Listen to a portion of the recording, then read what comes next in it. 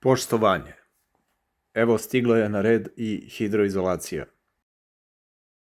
Prethodnih dana sam malterisao, betonirao, pregletovao lepkom ovaj deo zida gde treba biti tuš kabina, probijao nišu, ukratko pripremio sve za hidroizolaciju. Ajmo. Prvo ukrajam Holker traku na mestima gde ona dolazi, a poželjno je da bude ugrađena po svim ćoškovima u kupatilu. Holker ili ti S-traka je gumena traka koja se utapa u hidroizolaciju po ćoškovima, kao preventiva od pukotina koje su najčešće tamo.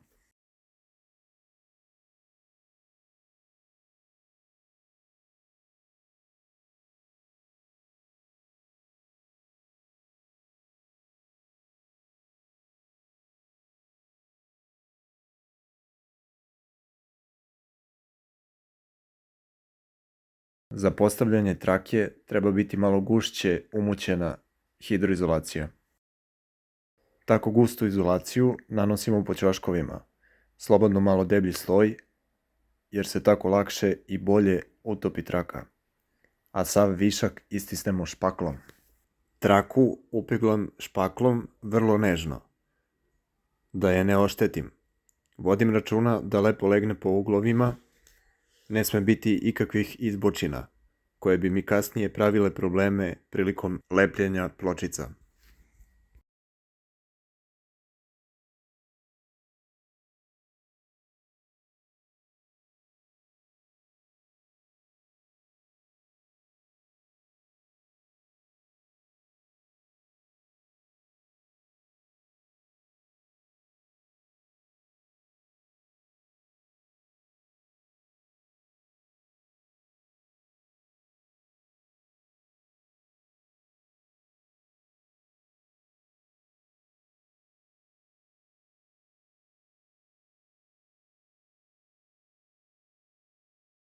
Sve to treba ostaviti da se stegne, da ne bih nešto poremetio dok mažem četkom ostatak zidova. Sada, kad se sve lepo steglo, razređujem hidroizolaciju za prvi sloj mazanja zidova četkom.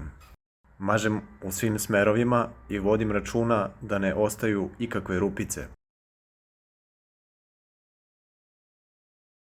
Ovde, oko i-boksa i točećeg mesta, posvećujem posebnu pažnju.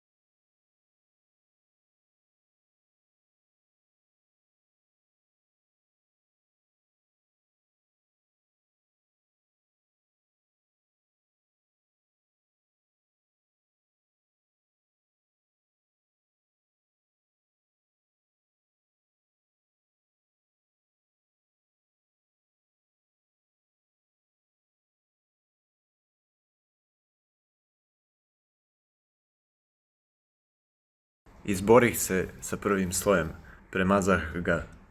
Sve to ostavljam da prenoći, onda mažem drugi sloj. Ovo je tuš kabina, bit će i trećeg sloja. Želim da to bude top izolovano.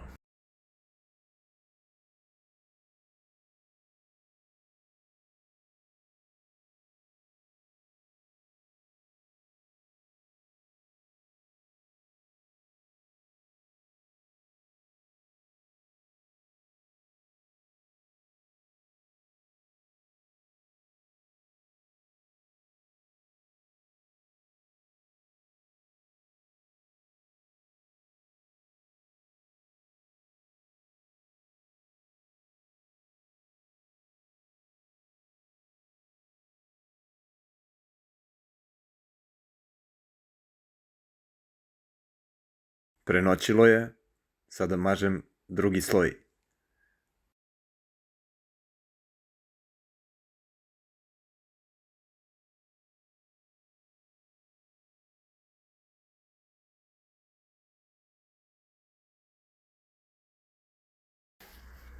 To je to za sad. Podnu izolaciju radim kasnije, kad kompletiram zidove pločicama, da ne bih gazio po njoj radeći zidove. Dakle, ona dolazi neposredno pre podne keramike. Hvala na pažnji, dragi moji. Do sljedećeg videa, pozdrav!